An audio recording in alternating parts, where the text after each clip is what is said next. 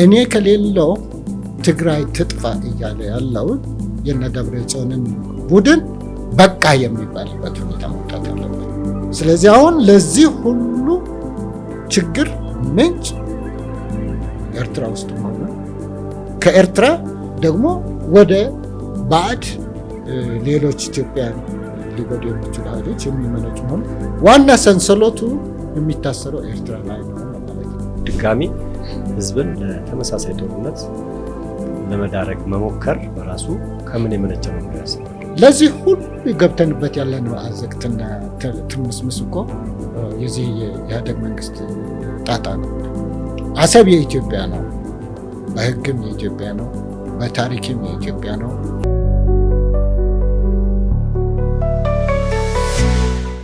ሰላም ጤና ይስጥልኝ የተከበራችሁ ተመልካቾቻችን፣ ይህ የጋዜጣ ፕላስ ፖድካስት ነው። በዛሬው የጋዜጣ ፕላስ ፖድካስት የምናነሳው የትግራይን ጉዳይ ይሆናል ማለት ነው። እንደሚታወቀው የትግራይ ክልል ለ2 ዓመታት ያህል በጦርነት ውስጥ ከቆየ በኋላ በፕሪቶሪያው ስምምነት መሰረት ወደ ሰላም ተመልሷል። በዚህም ባለፉት 2-3 ዓመታት ውስጥ የክልሉ ህዝብ ሰላም ያገኘበት ሁኔታ እንዳለ ሁላችንም የምናስታውሰው ነው። እንግዲህ በ2 ዓመታት በነበረው ጦርነት ውስጥ የትግራይ ህዝብ በርካታ ጉዳቶችን አስተናግዷል። ከዛም አልፎ ደግሞ ጉዳቱ በመላ ኢትዮጵያ ላይ ያሳደረው ተጽዕኖ እንዳለ ሁላችንም የምንገነዘበው ነው። ያም ሆኖ ግን ከፕሪቶሪያው ስምምነት በኋላ የተለያዩ የሰላም እንቅስቃሴዎች በክልሉ ሲደረጉ ነበረ። በክልሉ ጊዜያዊ አስተዳደርም ተቋቁሞ ወደ ስራ መግባቱ የምናውቀው ነው። ሆኖም በክልሉ ዘላቂ ሰላምን ከማምጣት አንጻር አልፎ አልፎ የሚከሰቱ ፈተናዎችና የጦርነት አዝማሚያዎች እንዳሉ እንሰማለን። እነዚህ አዝማሚያዎች ደግሞ ክልሉን ወደ ባሰ ችግር ውስጥ የሚከቱ በመሆናቸው በክልሉ ዘላቂ ሰላምን ማስፈን ከሁሉም የሚጠበቅ ነው የሚሆነው። በዛሬው የፖድካስት ዝግጅታችንም በዚህ ዙሪያ ልናወራ አንድ እንግዳ ጋብዘናል። እንግዳችን በውጭ ሀገር ዴንማርክ ነዋሪ ናቸው። አቶ በየነ ገብረ ይባላሉ። የተወለዱት በትግራይ ኢሮብ አካባቢ ነው። በአሁኑ ወቅት ወደ ሀገራቸው ተመልሰው አግኝተናቸዋል እና ከእሳቸው ጋር ጥቂት ቆይታ እናደርጋለን። እንግዳችን በፈቃደኛ ስለሆኑ ከልብ አመሰግናለሁ።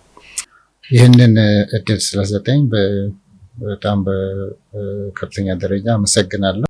እስኪ እንደው በቅድሚያ ከልጅነቱ ጀምሮ ስለ ራሱ ጥቂት መረጃዎችን እስኪ ቢሰጡን፣ የተወለዱ ከዛ እንዴት ወደ ውጭ ሄዱ የሚለውን ባጭሩ እስኪ ግለጹልን። መጀመሪያ በጣም አመሰግናለሁ። ትውልዴ ከኢሮብ ብሔረሰብ ነው። የተወለድኩትም እዛው ኢሮብ ወረዳ ልዩ ስሙ አሊቴና የሚባል ቦታ ነው። አሊቴና ማለት የኢሮብ ወረዳው ዋና ከተማ የነበረ በጥንት ታሪክም የኢትዮጵያ ዘመናዊ ትምህርት የተጀመረበት አካባቢ ነው። ስለዚህ አሁን በዛው በልጅነቴ ገና በህፃንነቴ እዛው ትምህርት ጀመርኩ። ከዛ ትምህርቱን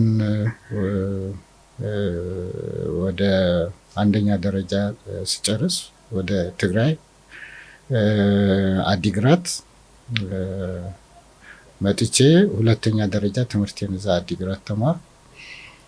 ከዛም እዛው አዲስ የፊሎሶፊ ኮሌጅ ስለተከፈተ እዛም ኮሌጅ ትምህርቴንም እዛው አዲግራት ተማርኩ እስከ 3ኛ ዓመት። በ1966 አብዮት ሲፈነዳ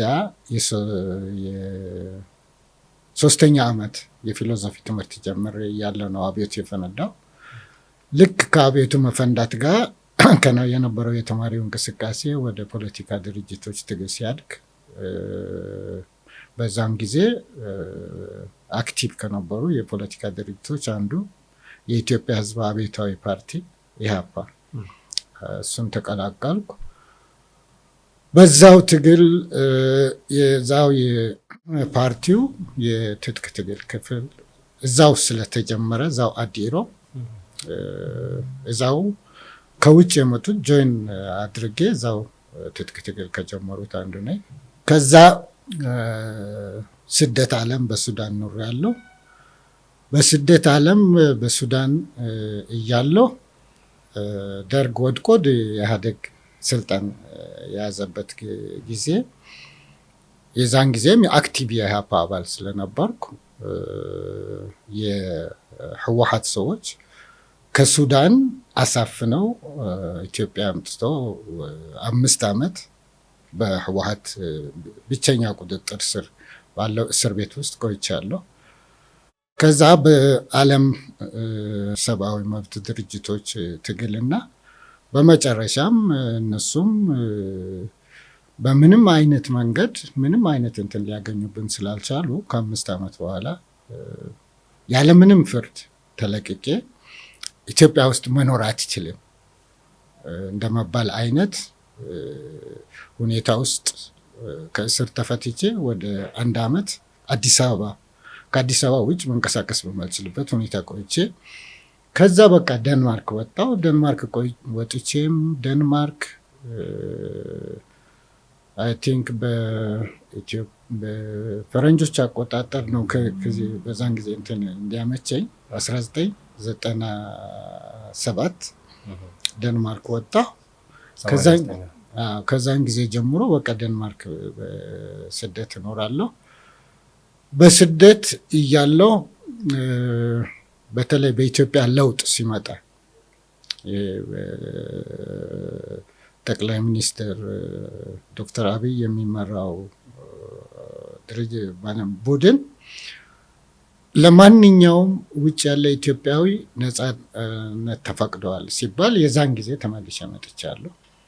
ተመልሼ መጥቼ የተወሰነ ጊዜ ቆይቼ እንደገና የምኖርበት ደንማርክ ተመልሻለሁ። እስከ 2000 አካባቢ በኢህአፓ አክቲቭ አባል ሆኜ ተንቀሳቅሻለሁ።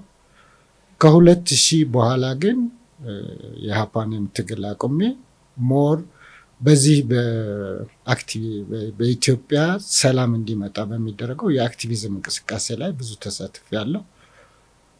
አሁን ከ2011 በኢትዮጵያ አቆጣጠር በተለይ እኔ የምመጣበት የኢሮብ ማህበረሰብ በጣም ከፍተኛ የሆነ የህልውና ችግር ውስጥ ስለወደቀ አገር ቤት ውስጥ ካሉት ለህዝቡ መብት የሚታገል ኢሮብ አድቮካሲ አሶሲዬሽን የሚባል የሲቪል እንቅስቃሴ መስርተን በዛው እንቅስቃሴ ውስጥ ዋና ከመስራቾች አንዱ ነኝ።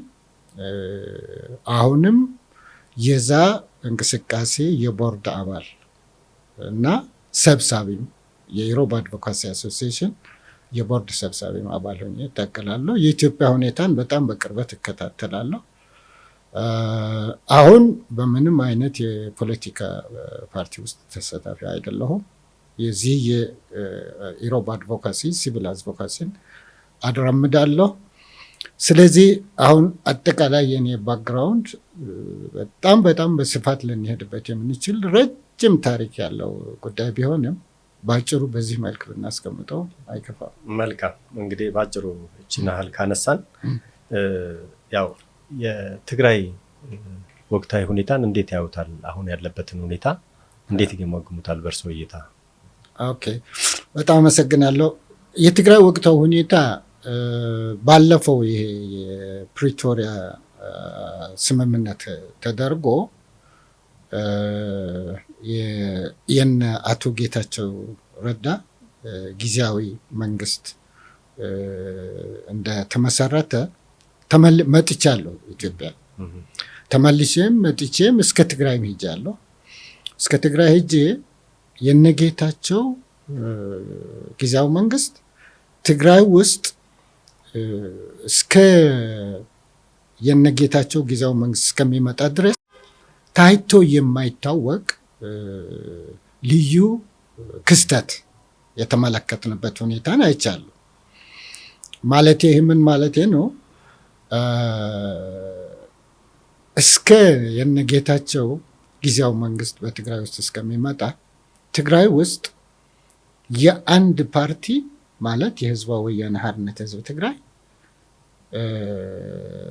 ውጭ ምንም ነገር የማይሰማበት፣ ሁሉም ነገር ያ ፓርቲው የሚለው ብቻ የሚሰማበት የሚሰራበት ከዛ ውጭ የሆነ ደግሞ የሚታፈንበት ሁኔታ ነው የነበረው። ስለዚህ አሁን ይህ የፕሪቶሪያው ስምምነት አንድ በትግራይ ውስጥ ቢያንስ በትግራይ ውስጥ የተለያየ አይነት አስተሳሰብ እንዳለ ምልክት ያሳየበት ሁኔታ ነበር። በሁለተኛ ደረጃ ደግሞ በጣም በከፍተኛ ደረጃ ታፍኖ የነበረው የህዝብ ድምፅ የተሰማበትና ትግራይ ውስጥ ኖርማል የሰው ህይወት እንቅስቃሴ ከአንድ ፓርቲ ፈላጭ ቆራጭነት ወጣ ያለ እንቅስቃሴ የተመለከትንበት ነበር። አሁን ይህ እንቅስቃሴ በዚህ አይነት ደረጃ እየሄደ በሌላ በኩል ደግሞ ያ ሁሉንም ነገር በቁጥጥሩ አድርጎ የነበረው የህወሓት ክፍል በተለይ በነ ዶክተር ደብረጽዮን የሚመራው ደግሞ ያ የነጌታቸውን እንቅስቃሴ ለማፈን በጣም የሚሯሯጥበት ሁኔታ ነበር እና ፉክክሩ ሌላ ነበር ማለት ነው። ግን አሁን ይሄ ታፍኖ የነበረው የነጌታቸው የከፈቱት ክፍል በርትቶ በሞላው በተለይ እኔ አሁን ለምሳሌ በአካል የተንቀሳቀስኩበት እንደነ አዲግራት፣ እንደነ መቀሌ፣ እንደነ ውቅሮ በጣም ሰፊ የሆነ እንቅስቃሴ የታየበትና የነ ደብረጽዮን እንቅስቃሴ ኦልሞስት ምንም ነገር ለማድረግ የማይችልበት ያ ድምፁን ማሰማትና ነፃነቱን የሚፈልገው ህዝብ ድምፅም ግን ከፍተኛ እንትን የሆነበት ሁኔታዎች ነበሩ። ያ እንዳለ ሆኖ ግን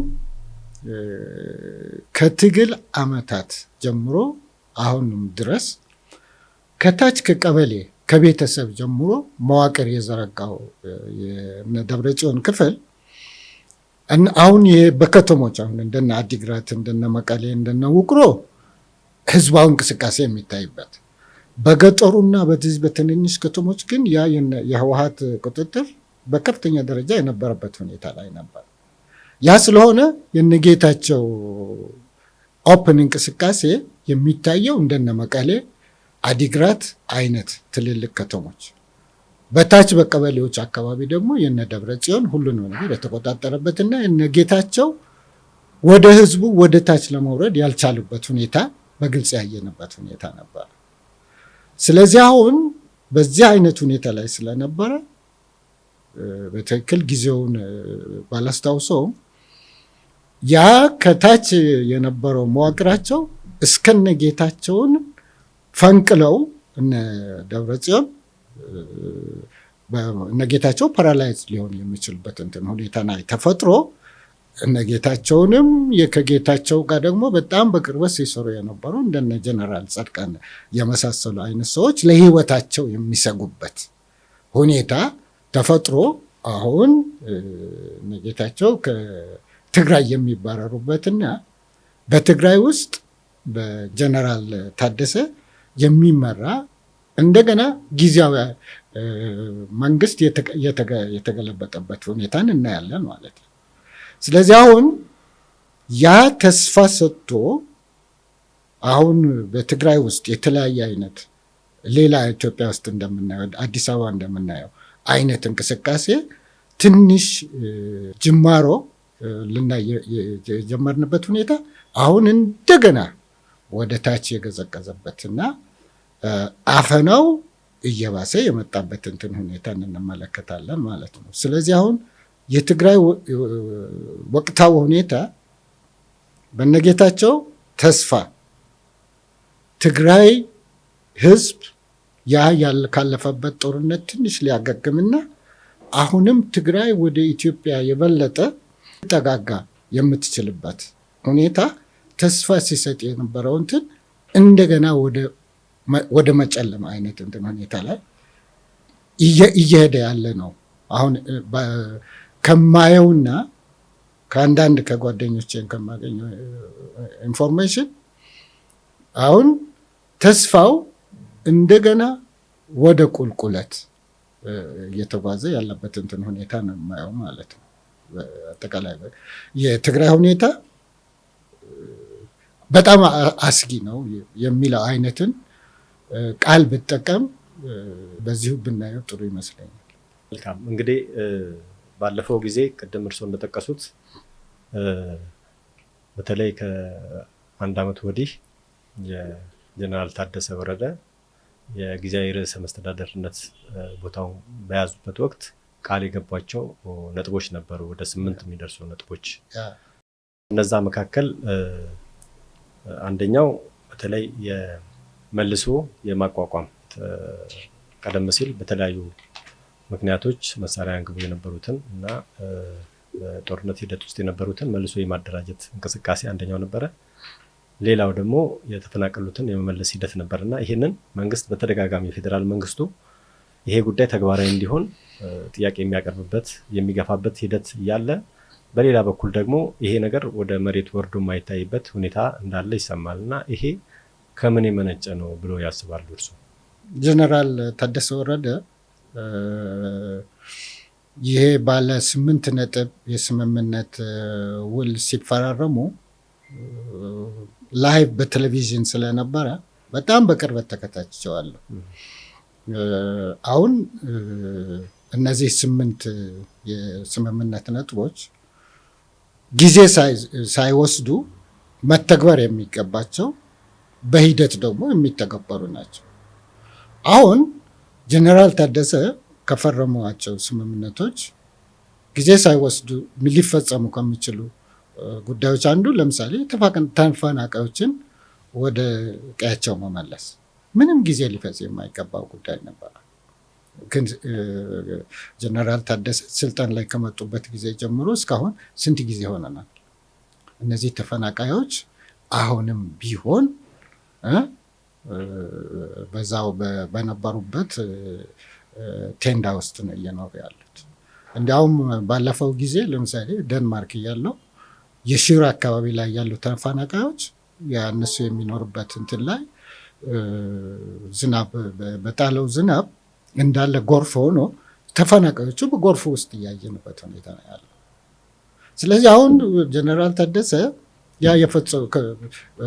በፈጸሙት ውል መሰረት ያንን እንትን ለማድረግ ያልቻሉበት ምክንያት ምንድን ነው የሚለውን እንግዲህ በማዶ ሆነን ስንዳስሰው እስከ ዛሬ ድረስ ደግሞ በፌደራል መንግስት በኩልም የሚባሉትን ነገሮችን ስናዳመጥ እንደገና ደግሞ በተፈናቃዮች ዙሪያ ላይ አሁን ተፈንቅለው ከስልጣን የወረዱት አቶ ጌታቸው ረዳ እና አቶ ማንሆነ ጀነራል ጻድቃን የሚናገሩት ነገሮችን ስንሰማ ሁለት እንትኖችን እናያለን፣ እንሰማለን፣ እናያለን።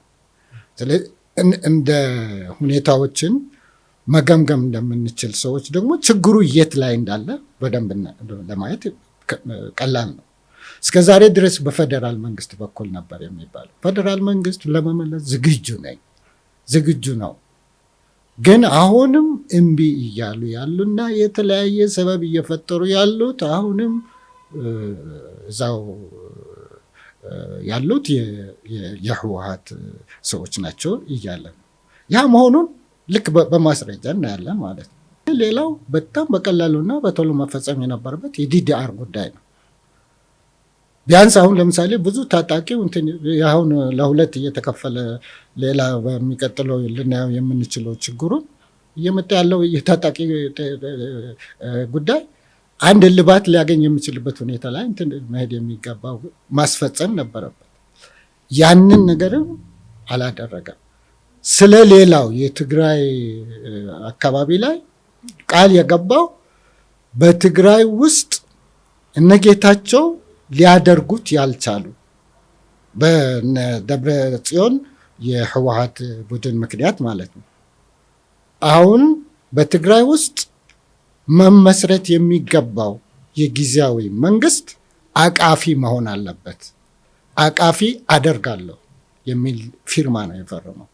ትግራይ ውስጥ የትግራይ ህዝብ አሁንም ከድጡ ወደ ማጡ እንዴት የኢትዮጵያ መንግስትም ደግሞ በትግራይ ውስጥ ጀምሮት የነበረው ፕሪቶሪያ ባመጣው ጀምሮት የነበረው እንደገና ወደ ባሰ እንትን የምንሄድበት እንትን በጣም ወደኋላ ለመመለስ የሚቻልበት እንትን ሁኔታ ነው እያየን ያለ ነው። እና እንኳን ውሎቹን ለመፈጸም ይቅርና ውሎቹን የባሰ ትግራይ ወደኋላ ወደ አዘቅት እንድትገባ የተደረገበት ሁኔታ ነው ያለው። ዲዲአሩ በአግባቡ ተግባራዊ ባለመሆኑ የተነሳ እንግዲህ የታጠቀ ኃይል እዛ አካባቢ አሁንም በስፋት አለ። ይህ ኃይል ደግሞ አንዳንድ ጊዜ እስከ መታኮስ የሚደርስበት አሁን ደግሞ ለሁለት የተከፈለበት ሂደትም እንዳለ ይሰማልና ይሄ በክልሉ ላይ የሚያሳድረው አሉታዊ ተጽዕኖ ምንድን ነው የሚሆነው ይላሉ? ወደፊትስ ወዴት ነው የሚወስደን ይላሉ? እሱ በጣም እጅግ አስቸጋሪ ጉዳይ እሱ ነው። እንደ ኢትዮጵያዊ በመጀመሪያ ደረጃ እንደ የአካባቢ ተወላጅ ደግሞ ሳስበው እጅግ ከሚያሳዝኑኝና እዚህ ከሚያሳስቡኝ ነገሮች ይሄ የታጠቀው ኃይል ለሁለት መሰንጠቅ ነው። ይሄ የታጠቀው ኃይል ለሁለት መሰንጠቅ ማለት የትግራይ ማህበረሰብም ለሁለት መሰንጠቅ ማለት ነው። ስለዚህ አሁን ወደንም ጠላንም የነ ህወሓት ደብረጽዮን ለ50 ዓመት የገነባው በማህበረሰቡ ውስጥ የራሱ የሆነ እንትኖች አሉ። በጥቅምም ገዛው፣ አእምሮውን በመበረዝም የገዛው የራሱ የሆነ የነሱ ደጋፊ የሆነ የማህበረሰብ ክፍል አለው። በታጣቂውም እንደዚሁ እንትን ያደረገው የማህበረሰቡ ክፍል አለ። አሁን ደግሞ የነ ደብረጽዮን ቡድን ምን ያህል ትግራይን እንደጎዳ፣ ምን ያህል ከትግራይ ህዝብ ጫንቃ መውረድ እንዳለበት ቆርጦ የተነሳ የማህበረሰብ ክፍል አለ። አሁን የዚህ የታጠቀው ክፍል ውስጥም የዚህን አይነት ማህበረሰብ አለ። አሁን ሌላውን ሁሉ ትተን በቅርብ ቀን አርሚ 15 ነው ምናምን ነገር በሚል የተደረገውን እንትን አዳምጣችሁት ይሆናል ወይ ሰምታችሁ ይሆናል። አሁን አርሚው የራሱን መሪ የዚህ በሰራዊቱ አመራር ውስጥ በተፈጠረው ክፍተት የነ ደብረጽዮን ቡድን የሆነው ክፍልና ከዛ ውጭ የሆነው ክፍል ሲሆን ውጭ ሆኖ የቀረው ሰውዬ ነበር። አሁን እሱን ሰውዬ በኃይል አስመልሷል ያ አርሚ። ያ ምን ማለት ነው? አሁን ያ አርሚ እና ያ አርሚ የሚመራው ሰውዬ አሁን እነ ደብረጽዮን ጋር ወግኖ ለጥቅሙ ከነ ደብረጽዮን ጋር ለጥቅሙ ምን ብለው አምኖም ቢሆን እንትን ከሚያደርገው ከጀነራል ጆን መዲድ የሚባለው ጋር እንትን የሚፎካከርበት ሁኔታ ተፈጥሯል ማለት ነው። ስለዚህ አሁን ምንድን ነው የሚሆነው? አሁን እነዚህ ሁለቱ ኃይሎች ይጋጫሉ። እነዚህ ሁለቱ ኃይሎች ሲጋጩ ደግሞ ቅድም ባስቀመጥኩልህ የነ ደብረጽዮን በስብከትም በጥቅምም እንትን የተደረገው ክፍል ከነ ጆን መዲድ ጋር ሆኖ አይ በቃኝ እንግዲህ ጭቆና ከእንግዲህ በኋላ መጨቆና አልፈልግም፣ እንደ ሰው መኖር እፈልጋለሁ የሚለው ክፍል እንትን ይፋለማል ማለት ነው። ስለዚህ አሁን ያ አርሚ መፋለም ማለት የትግራይ ውስጥ ትግራይ ከኢትዮጵያ ጋር የጀመረው አይነት በወያኔ ምክንያት የተጀመረው ያለፈው ጦርነት በትግራውያን ውስጥ ይፈጠራል ማለት ነው። ይሄ በአጠቃላይ በትግራይ ደረጃ እንደገና ደግሞ ከአጠቃላይ ከትግራይ ወደ በነሱ አጠራር ደቡባዊ ዞባ ይሉታል። በእንትኑ ስናየው ደግሞ ራያ አሁን እንደ ማህበረሰብ ከነጭራሹ ከነደብረጽዮን ፊታቸውንም አይናቸውንም ማየት አንፈልግም ብለዋል። የራያ ህዝብ አሁን ደግሞ እንዳለ ከህወሓት ውጭ ወጥተዋል። ስለዚህ አሁን የዚህ አይነት እንትን ሁኔታ ላይ ደግሞ የትግራይ በሁለት ተከፍሎ የእርስ በርስ ጦርነት ውስጥ የሚገባበት ሁኔታ እያየን ነው። አሁን የነ ደብረጽዮንና ከነ ደብረጽዮን ጋር የወገነው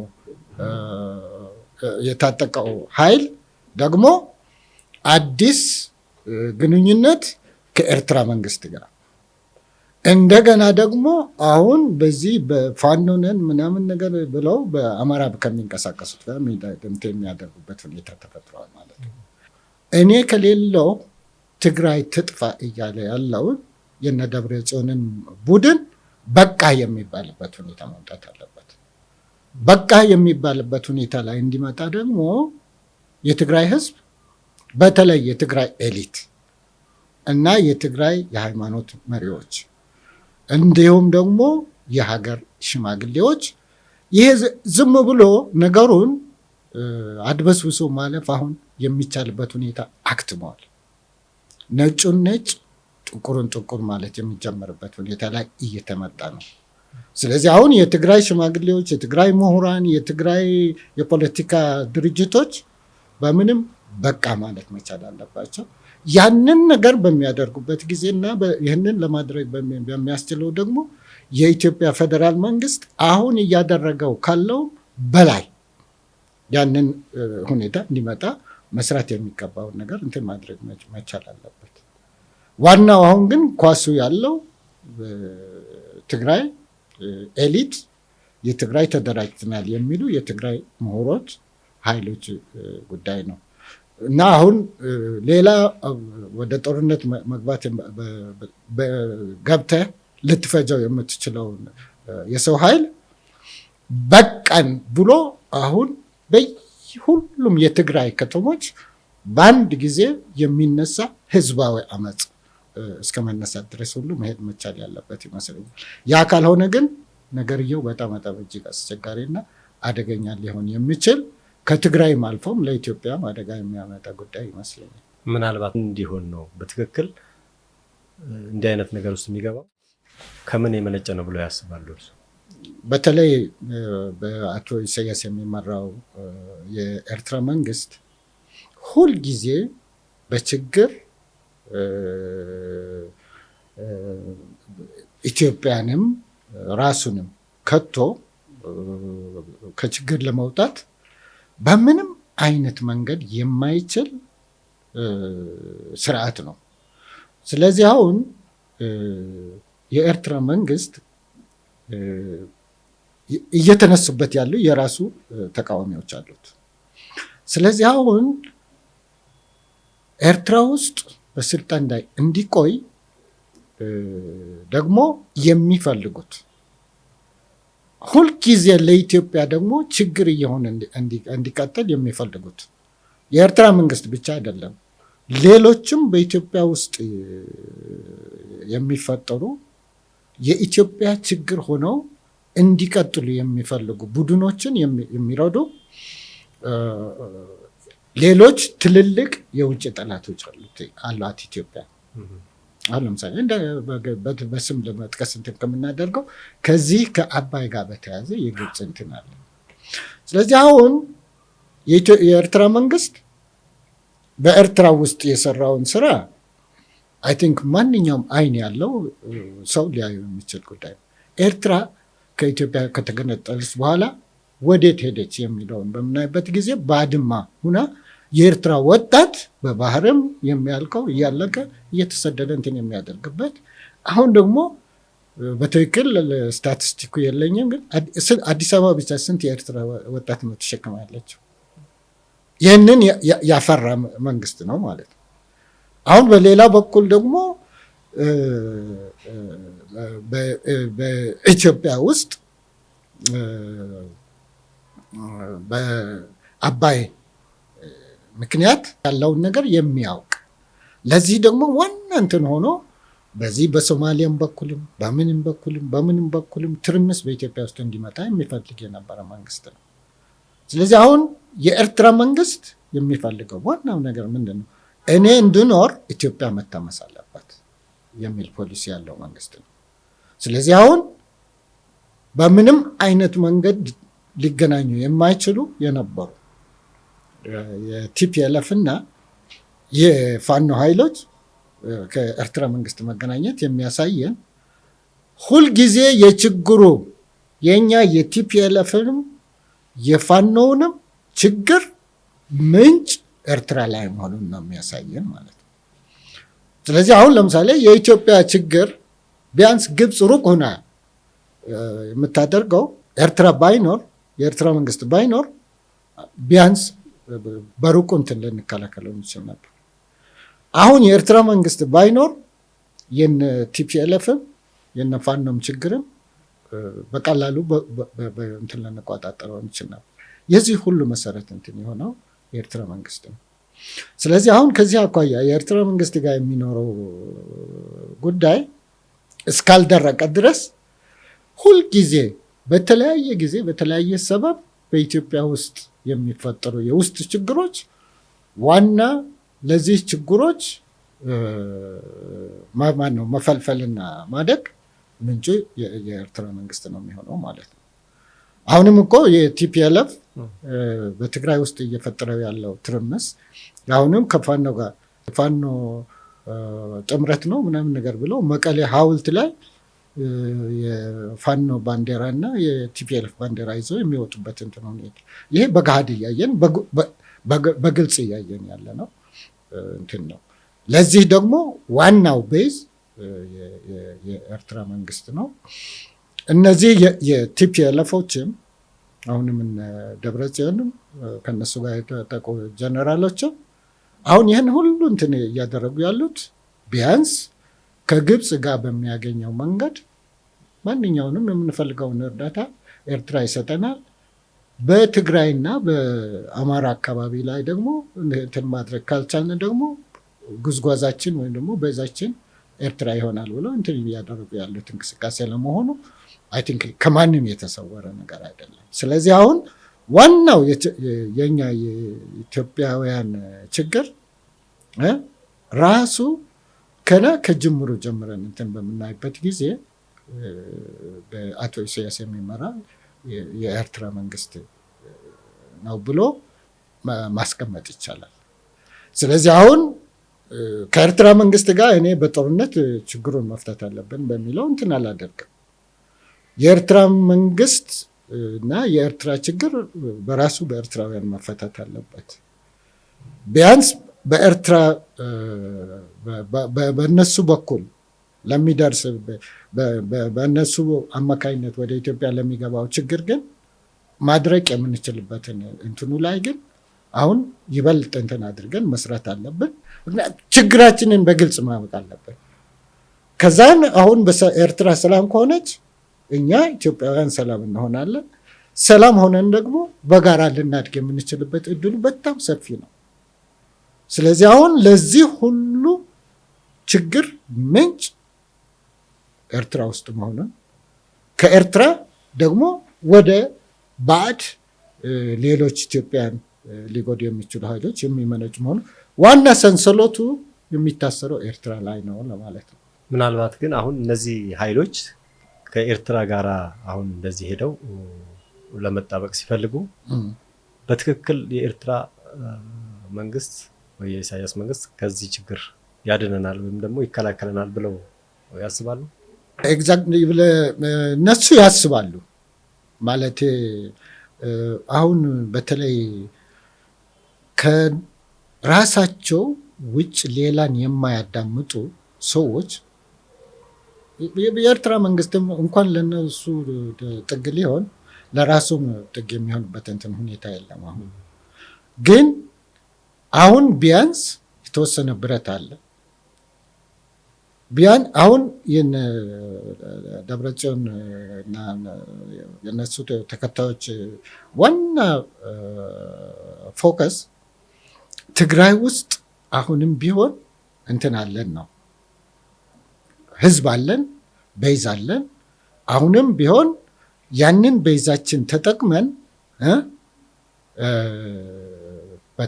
ትግራይን ተቆጣጥረን ከኤርትራ መንግስት ጋር ሆነን የኢትዮጵያ ፌዴራል መንግስትንም እንጥላለን የሚል አይነት ብጀት ነው ዋናው ትልቁ እንትናቸው።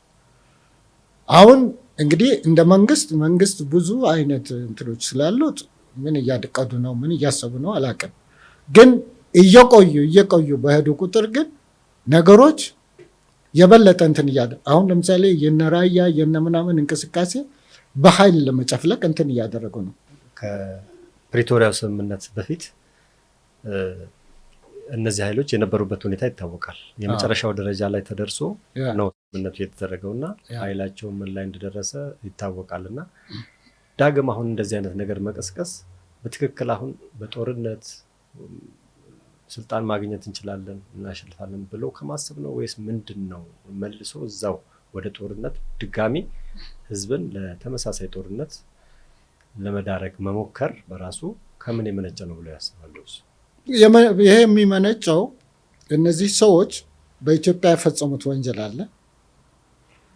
ከኢትዮጵያ በላይ ደግሞ በትግራይ ውስጥ የፈጸሙት ወንጀል አለ። ስለዚህ አሁን እነዚህ ሰዎች የመጨረሻ እየተፍጨረጨሩ ያሉት መፍጨርጨር ምንድን ነው? በዚህ ወንጀል ከምንጠየቅ ቢያንስ ያጥፍቶ መጥፋት መንገድ ነው እየሄዱ ያሉት። ይህንን ደግሞ ሊመልሱት ወደማይችሉበት ደረጃ ላይ ደርሷል። እኔ አሁን እንደ አንድ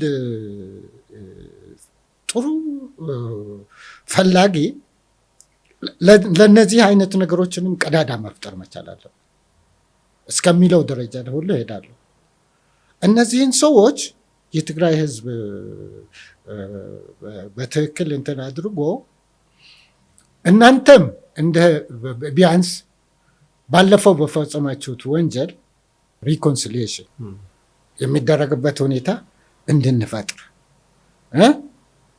በዛው ሪኮንሲሊየሽን ተደርጎ ትግራይ ውስጥ በህይወት በሰላም እንድትኖሩ የእንትናቸውንም የምጠየቅ የሚገባን ይቅርታን ጠይቃቸው በሰላም የምትኖሩበት ነው። አሁን ለምሳሌ ደቡብ አፍሪካ ውስጥ የተካሄደው አይነት ማለት ነው ለማድረግ ያንን ነገር ለማድረግ የማትፈልጉ እና የማትችሉ ከሆነ ደግሞ ሂዳችሁ የፈለጋችሁበት ሀገር እንድትኖሩ መገላገል የሚቻልበት ሁኔታ መፍጠር እስከዚህ ድረስ ሁሉ ነው መሄድ የሚገባል። ያንን እምቢ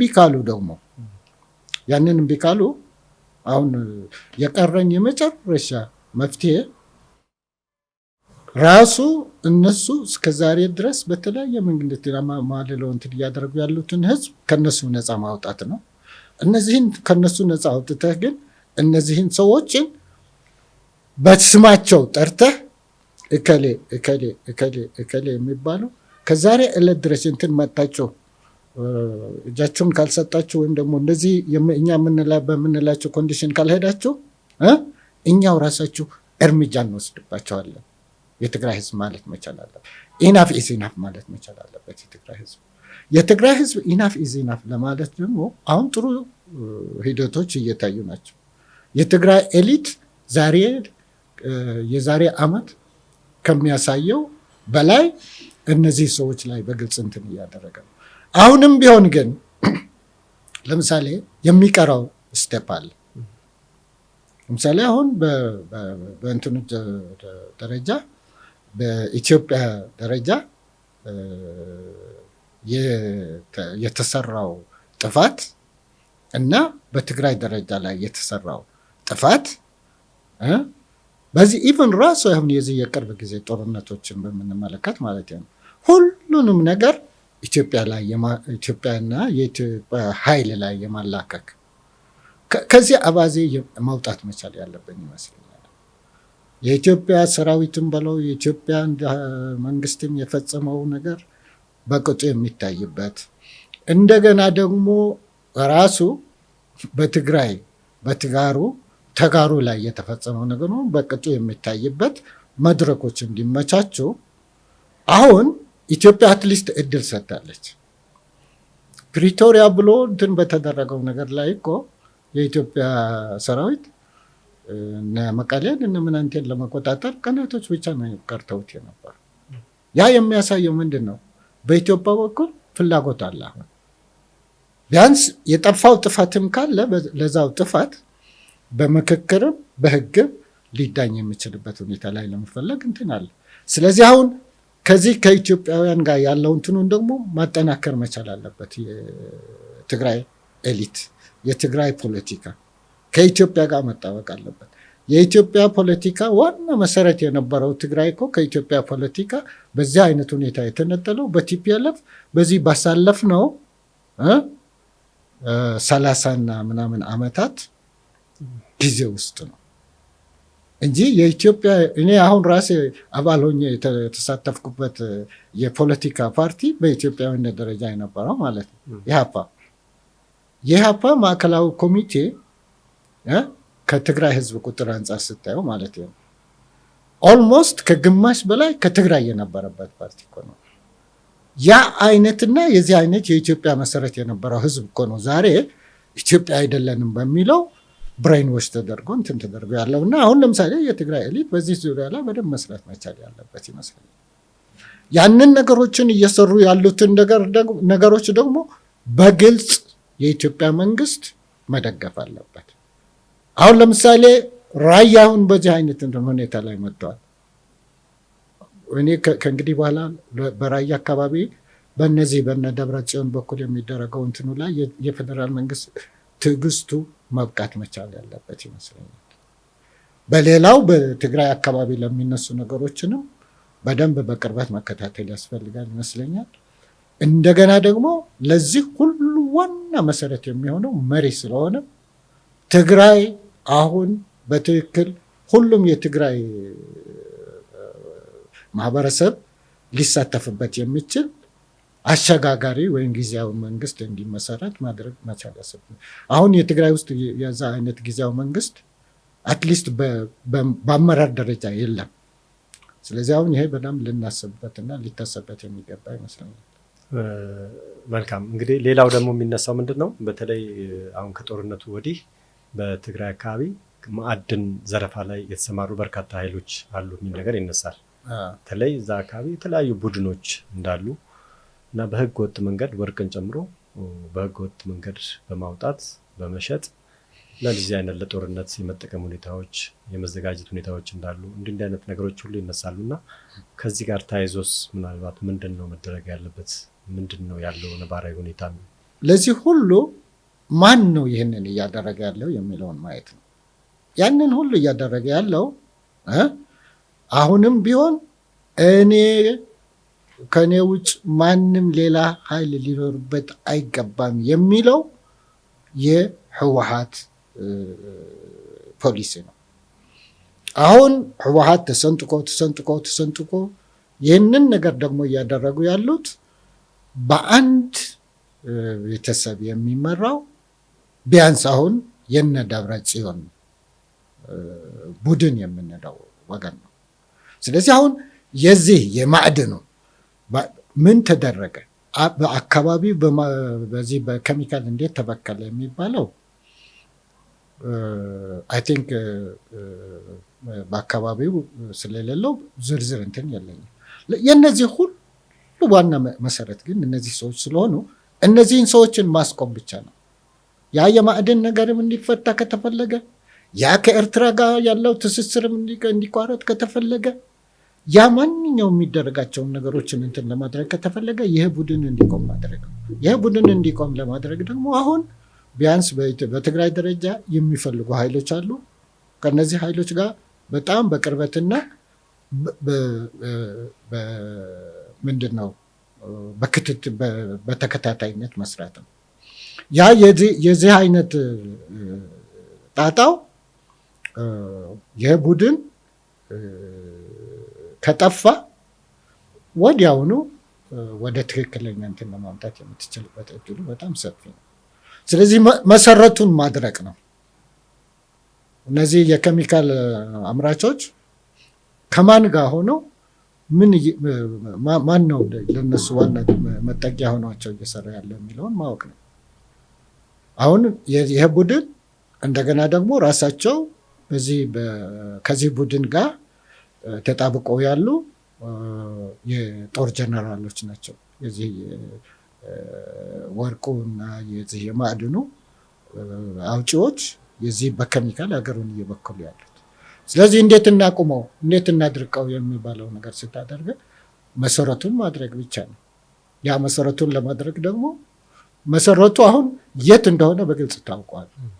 ስለዚህ ያ የታወቀው እንትኑ ላይ መረባረብ ብቻ ነው። ሌላው ከኤፈርት ጋር የተያዘ ነው እንግዲህ ውዝግብ የሚነሳበት እኔ እመራዋለሁ የሚል በተደጋጋሚ የሚነሱ ጉዳዮች አሉ። በፍርድ ቤት እስከመታገድ የደረሰበት ሂደት እንዳለ አይተናል። በትግራይ ክልል በራሱ በክልሉ ማለት ነው። እና ኤፈርት የማን ነው? አንድ ነገር መታወቅ ያለበት በትግራይ ውስጥ እስከ ዛሬ ድረስ ህወሓት የማይቆጣጠረው ህወሓት የማያውቀው ህወሓት የማይፈቅድለት ማንኛውም አይነት ባለ ንብረት ሆነ ንብረት ሊኖር አይችልም። ስለዚህ አሁን ንብረትነቱ የማን ነው ለሚለው ጥያቄ ኤፈርት የህወሓት ንብረት ነው። አሁን የህወሓት ንብረት ሆኖ ግን በስም የትግራይ ህዝብ ንብረት ነው የሚባል ነገር ስላለ ያንን የትግራይ ህዝብ ንብረት ለማድረግ የሚፈልግ ደግሞ የህወሓት ክፍል አለ። በትክክል አሁን ይሄ ኤፈርት የትግራይ ንብረት ቢሆን ትግራዩን በአስቸኳይ እንደገና መልሶ እግር ለመትከል በጣም ከፍተኛ ሚና ሊጫወት የሚችል ድርጅት ነው። ስለዚህ አሁን ያንን ድርጅት ለመቆጣጠር አሁንም የነ ደብረጽዮን ቡድን እየሄደ ያለው መንገድ እያየን ነው። አይ ይህንን ነገርማ በቃ ከእንግዲህ በኋላ ይብቃ የሚልም ቡድንም እያየን ነው።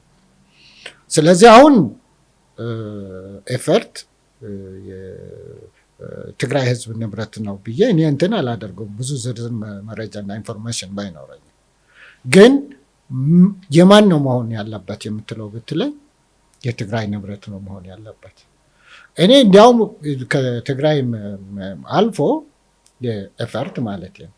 እነዚህም እኮ ኤፈርት ብሎ ምን ብሎ እንትን ያደረጉት ከኢትዮጵያም ከምንም በወሰዱት ንብረት እንትን የሆነ ነው። ስለዚህ አሁን የነ ኤፈርትን ንብረትነት ጥያቄ በእርግጥ ውጭ ሆኜ ይሄ ቢሆን ይሻላል ወይ ይሄ ቢሆን ይሻላል ብዬ እንትን ለማለት አልችልም። ግን ቢሆን ቢያንስ የትግራይ ህዝብ ንብረት እንዲሆን እመኛለሁ። ከዛም አልፎም ማለት ነው። አሁን በተለይ ራሱን የቻለ ኮርፖሬሽንም ሆኖ ይህ ኮርፖሬሽን ደግሞ በአጠቃላይ በኢትዮጵያ ደረጃም ኢትዮጵያም ማግኘት የሚገባትን ጥቅም ልታገኝ የምትችልበትን ሁኔታዎች ቢፈጠር መልካም ነው እላለሁ። ምክንያቱም በጣም ግዙፍ ድርጅት ነው። እነዚህ ይህን ግዙፍ ድርጅት ቲፒኤልኤፍ በቀላሉ ሊተወው አይችልም። ቲፒኤልኤፍ እስካለ ድረስ አይ ቲንክ ብዙ እንትን የሚደረግ አይመስለኝም። ግን ቲፒኤልኤፍ መልክ ከያዘ የኤፈርትን ጉዳይ መልክ እያዘ የሚሄድ ይመስለኛል። ሌላው እንግዲህ ወደ ኤርትራ ጉዳይ እንመለስና ምናልባት ከባህር በር ጋር በተያያዘ ኢትዮጵያ የባህር በር ትፈልጋለች ወይ ትወስዳለች በሚል ከወዲሁ የመከላከል አይነት እንትኖች አሉ እና ከዛ እሱን መነሻ በማድረግም የሚሰጡ አስተያየቶች አሉ። ለምሳሌ የእኛንም አንሰጥም የሰውም አንፈልግም የሚል አይነት አስተያየቶችም ይሰጣሉ። በግልጽም እንዲህ አይነት አስተያየቶች ነበሩ። እንዲህ አይነት አመለካከቶች ምናልባት እዚያ አካባቢ ቀውስ መፍጠርና ኢትዮጵያ ወደ ሰላም እንዳትሄድ የማድረጉ መነሻ ሊሆን ይችላል ብሎ ያስባሉ? ከባህር በር ጋር እርስዎ ምን ይላሉ? በህይወቴ በጣም ከሚያሳዝኑኝና በጣም ከሚያስቆጩኝ ነገሮች አንዱ ኢትዮጵያ የባህር በር ያጣችበት ሂደት ነው። ኢትዮጵያ ከጥንት ጀምሮ የባህር በር ባለቤት አገር ናት። አይ ቲንክ በታሪክ ደረጃ በአንድ ሀገር ውስጥ የመንግስት ስልጣን ይዞ የገዛ ሀገሩን በዚህ አይነት ሁኔታ የባህር በር አልባ ለማድረግ የሰራ መንግስት አይ ቲንክ በዓለም ደረጃ ያለ አይመስለኝም። እና በጣም የሚያሳዝነኝና የሚቆጨኝ ከምለው እኔም ስታገለው የነበረ በህይወቴም ብዙ መስዋዕት የከፈልኩበት ኢትዮጵያ ላይ ስልጣን የያዘው በህወሓት የተመራው መንግስት እንዴት አድርጎ የኢትዮጵያን የባህር በር ጥያቄ እንደዘጋ ስለማውቀው ነው። ይሄ በጣም ይቆጨኛል፣ በጣም ያሳዝነኛል። ኢትዮጵያ ደግሞ የባህር በር ማግኘት ያለባት። አሰብ የኢትዮጵያ ነው፣ በህግም የኢትዮጵያ ነው፣ በታሪክም የኢትዮጵያ ነው። አሁንም የኢትዮጵያ የመሆን እንትኑ በጣም በጦርነት አይደለም፣ በሰላምም በዲፕሎማሲም እስከ ዛሬ ድረስ ኢትዮጵያ የባህር በር እንድታጣ ሆና የቆየችበት ዋናው ትልቁ ምክንያት ምንድን ነው? ይህ ሆን ተብሎ ኢትዮጵያን የባህር በር አልባ አድርጎ ከዚህ አሁን የገባችበት ለዚህ ሁሉ ገብተንበት ያለ ነው አዘቅትና ትርምስምስ እኮ የዚህ የኢህአዴግ መንግስት ጣጣ ነው። ዛሬ ኢትዮጵያ ገብታበት ላለው የዚህ በተለያየ ጎሳ በምናምን ተከፋፍለ እየተረማመስን ያለ ነው። ዋናው ምንጭ እሱ ነው። የዚህ የባህር በር ጥያቄም በዚህ አይነት መልክ እንድናጣ የተደረገው በዚህ መንግስት ነው። ስለዚህ አሁን የባህር በር ጥያቄ ተገቢ እንዲያውም የዘገየ ጥያቄ ነው። አሁን በባህር በር የማግኘት ጥያቄ ላይ ታቡ ተብሎ በኢህአዴግ ማለት ነው የኢትዮጵያ ኤሊትን ፈርቶ እንደዚህ አፉን ሸብበው የነበረውን እንደገና የኢትዮጵያ ሕዝብ ጥያቄ መሆኑን ሕዝብ በደንብ ላውድ በከፍተኛ ደረጃ እንዲጮህ እና ይህን ጥያቄ እንዲነሳ ላደረገው ለዚህ አሁን ስልጣን ላይ ያለው መንግስት ከዛ ከመንግስትም በላይ ደግሞ ለክቡር ጠቅላይ ሚኒስትር ዶክተር አብይ እጅግ የላቀ ምስጋና ይገባል።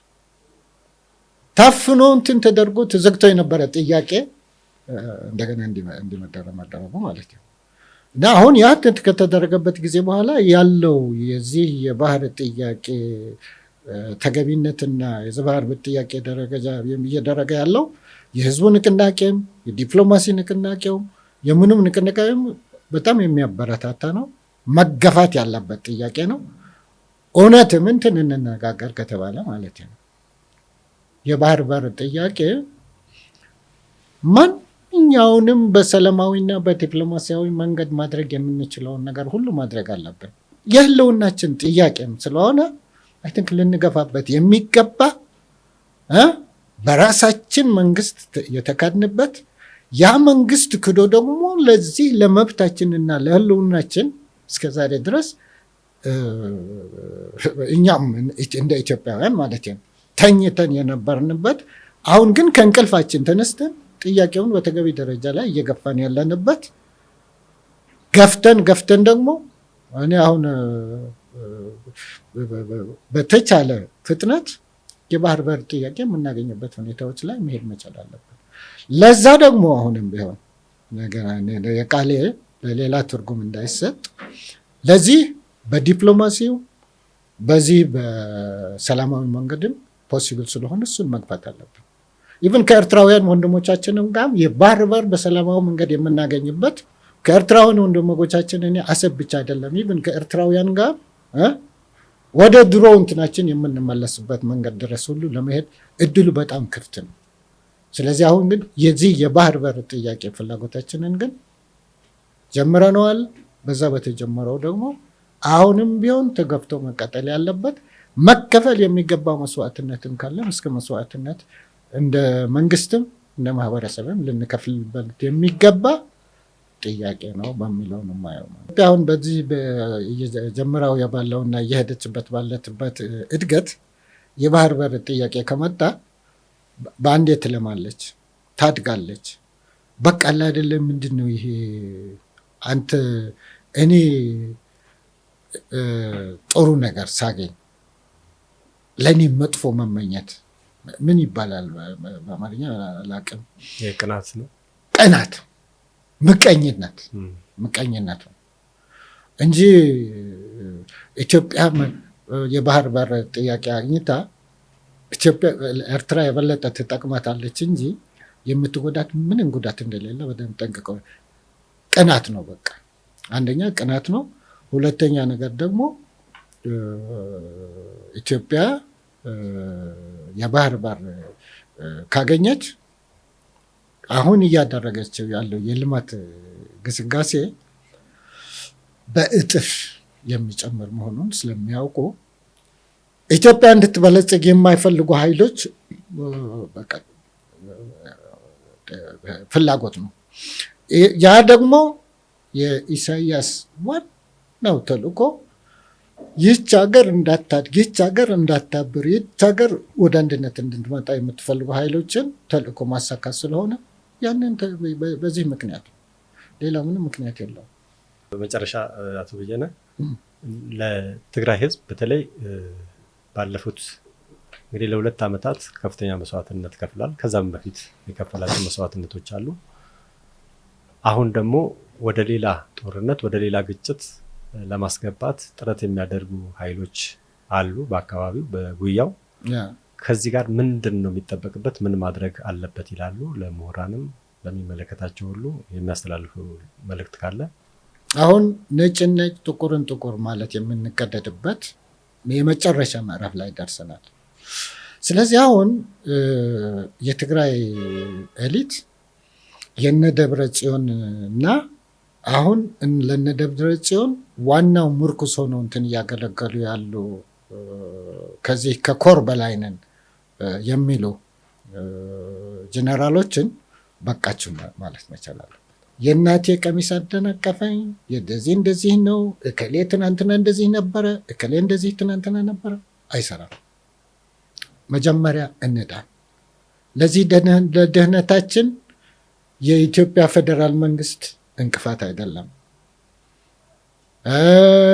ማነው እነ ጀነራል ጻድቃን እንቅፋት አይደሉም። ማን ነው በትክክል እንቅፋት የሆነው? ያንን እንቅፋት የሆኑትን በቃቸው እንበላቸው። እነዚህ በቃ መባል ያለባቸው ምንድን ናቸው? ይህ ከኮር በላይ መሪ ነን የሚሉ የትግራይ ጀነራሎች እና እነዚሁንም በህወሓት ስም ካለኛ ማንም ትግራይ ውስጥ ሊኖር አይገባም ብለው እየተንቀሳቀሱ ያሉ የነ ደብረጽዮን ቡድን በቃችሁ መባል አለባቸው።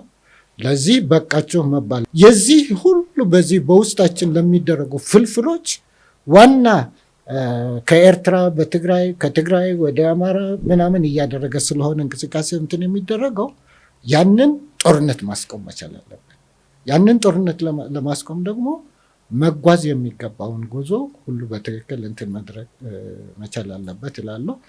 ሚዲያ ደግሞ ይህንን ነገር ዴይ ቱ ዴይ የሚከታተሉ ጋዜጠኞችንም ሆነ የራሱ ሶርስ ፈጥሮ በህዝቡ በኩል እየተደረጉ ያሉትን እንቅስቃሴዎች ሌሎች ሊያውቁት በሚችለው አይነት መንገድ በዚህ ኤሪያ ላይ ፎከስ አድርጎ መስራት አለበት ይላሉ። አቶ በየነ ገብራይ ለሰጡን ሰፊ ማብራሪያ እጅግ ከልብ አመሰግናለሁ። እኔም ለሰጣችሁን ሰፊ እድል በጣም ከልቤን አመሰግናለሁ። የተከበራችሁ ተመልካቾቻችን የዛሬው የፖድካስት ዝግጅታችን ይህን ይመስል ነበር። አቶ በየነ ገብራይን ከልብ አመሰግናለሁ። መልካም ቆይታ።